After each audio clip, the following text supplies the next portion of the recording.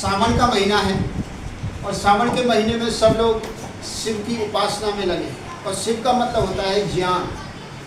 और सावन को सावन क्यों कहते हैं? क्योंकि इस महीने में हमारे ऋषि मुनि सारे इस भारत के लोगों को सुनाते थे, उनको श्रवण कराते थे। क्या श्रवण कराते थे? वेदों का ज्ञान। और इस देश को कैसे सुख संपन्न और समृद्धशाली बनाया जाए, इस देश को पूरी दुनिया का गुरु कैसे बनाया जाए, उसके लिए वो अपने राजा महाराजाओं को तैयार करते थे। छोटे छोटे बच्चों को बचपन से ही राजा बनाने की ट्रेनिंग देते थे। जैसे भगवान राम को, लक्ष्मण को, लव को, कुश को, पांचों पांडवों को, श्री कृष्ण को, माता सीता को, गांधी को, मदालसा को गुरुकुलों में ट्रेंड किया। उनको बचपन से ही विश्व गुरु बनाने की उनको ट्रेनिंग दी। उस ट्रेनिंग में जो पाठ्यक्रम होता था, जो सिलेबस होता था, आज उसी सिलेबस को हम इस सावन के महीने में अपने ममराज आचार्य कुलम में पढ़ाने के लिए उपस्थित हैं, सुनाने के लिए उपस्थित हैं। और आज की कक्षा हमारी बहुत ही महत्वपूर्ण होने वाली है और इसका विषय है, इसका विषय है धर्मशास्त्र। क्योंकि बिना ज्ञान के मनुष्य जीवन निरा पशु के समान होता है। जो व्यक्ति पढ़ा लिखा नहीं है, जिसको अपनी संस्कृति का ज्ञान नहीं है, धर्म का ज्ञान नहीं है, तो कोरा पशु है। और जिस व्यक्ति को धर्म का ज्ञान नहीं होगा, उसको खाने का सहूर नहीं होगा, कुछ भी खाएगा, वो अंडा खा जाएगा, मांस खा जाएगा, शराब पी जाएगा, भांग घोल कर पी जाएगा, वो कुछ भी करेगा। वो चाउमीन खाएगा, वो कोल्ड ड्रिंक पिएगा, वो नहीं क्या कहे, जो नहीं खाने का वो भी खाएगा। तो धर्म शास्त्र हमको जीना सिखाता है। जीना सिखाते हुए जो वह गीता सुनाता हूँ, उस वेद के ज्ञान को आपको सुनाया जाएगा।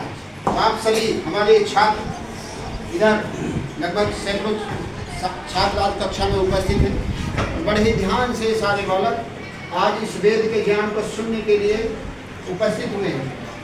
तो आज आप सबको ये अपनी धर्म पुस्तकों के बारे में 3 पुस्तकें हैं। सबसे पहले आपको ऋग्वेद,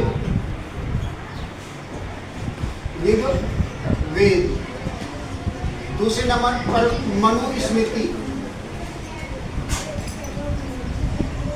और तीसरे नंबर पे सत्यार्थ प्रकाश। ये 3 महत्वपूर्ण ग्रंथ हैं हमारे देश के। और ये ग्रंथ कितने पुराने हैं, इन ग्रंथों को किस किसने पढ़ा और इन ग्रंथों को पढ़ने के बाद लोग क्या क्या बने।